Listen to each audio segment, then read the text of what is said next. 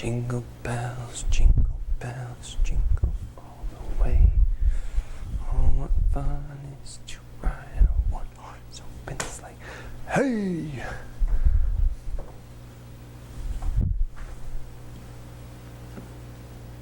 What child is this who lay to rest on Mary's lap asleep?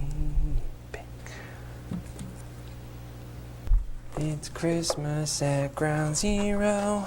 There's panic in the crowd. We can dodge debris while we trim the tree underneath the mushroom cloud. Joy to the world, the Lord is come. Let earth receive her King. And that was that. Hello everyone and welcome back to Growing Together, where we grow together in our faith, our family, and our friends. I hope you all had a fantastic Thanksgiving. Oh, that was a lot of pie. But it's already time to move on to our Christmas season. And I bet many of you, just like me, have been putting in the hard work of trying to decorate our homes to get ready for Christmas. And I don't know about your home, but one of the biggest decorations that I have to put up every year is the Christmas tree. But this Christmas tree isn't completely done yet. It's kind of dark. So let's work on fixing that today. And when I'm decorating my tree, I like to remember all the times that God was with people throughout history, because it wasn't always the best of times. God was also with people when things were looking a little dark. Like in the very beginning, when everything was dark and God created life. God created people. And when God was with Moses, when they were about to cross the Red Sea trying to escape from Egypt. Or even a little later on when God was with Joshua and the Israelites and they were working their way to make it to the Promised Land. And then how God was with David when he had to go up against the giant Goliath. Or even when David was writing the Psalms. We can find so many encouraging words from God when we look at the Psalms. Or when God gave Esther the courage to stand up for her people. And like I said, sometimes God's people weren't always the best listeners. They grow impatient and they'd try to make false gods so they could move things along a little faster. They get themselves into some pretty hairy situations.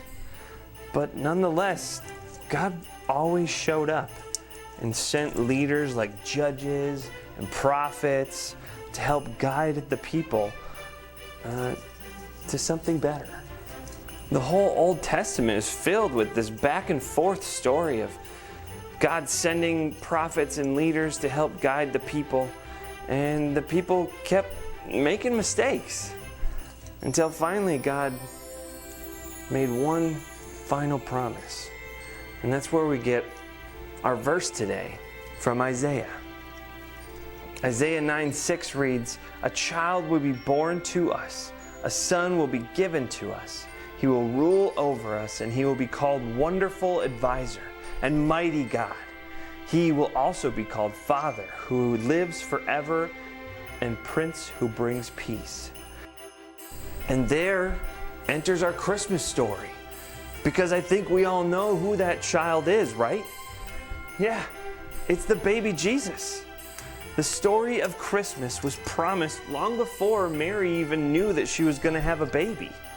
All the way back in Isaiah, God had promised that he would send his child to come to earth for us. And that promise didn't come true right away.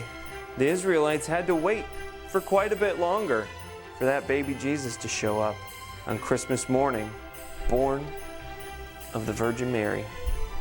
And that's kind of like our Christmas tree. It took time. It took patience. It took effort. But here we are. It might not be perfect, but it's starting to look a little more bright. But I think there's one last thing we need to do. Because the last part of the tree that is most important to me and reminds me of God's promise being fulfilled are, of course, the lights.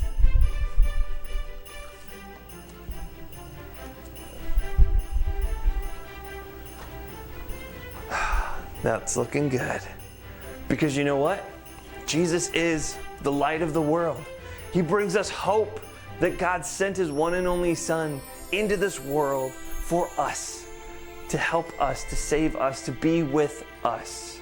Jesus was not just this magical baby that was going to have superpowers someday, but instead, Jesus was an act of love from God, because God loves me and God loves you. God loves every human being who's ever existed on this planet. Jesus was God's fulfilled promise, that we have a God who walks with us in life, that we have a God who loves us unconditionally, and we have a God that ultimately brings us hope. And that brings us to our bottom line today. We can have hope because God keeps His promises. And that's what Christmas is all about. That we have a God that fulfills His promises. That we have a God who gives us hope. Hope for that favorite Christmas present that we've been waiting for all season. Hope for our loved ones' health and our own, and that soon we might have a vaccine so we can live a life COVID-free. And a hope in humanity, that we might find God's love in us so that we can share it and spread it throughout our community. So now that we know that we have a God who gives us hope and fulfills promises, what is it that you hope for this season? Thanks for tuning in this week. Make sure to hop onto our Facebook page, NLC Growing Together, where you can also watch the So and So Show, our Bible study review. We'll see you next time. Get out there and find some hope.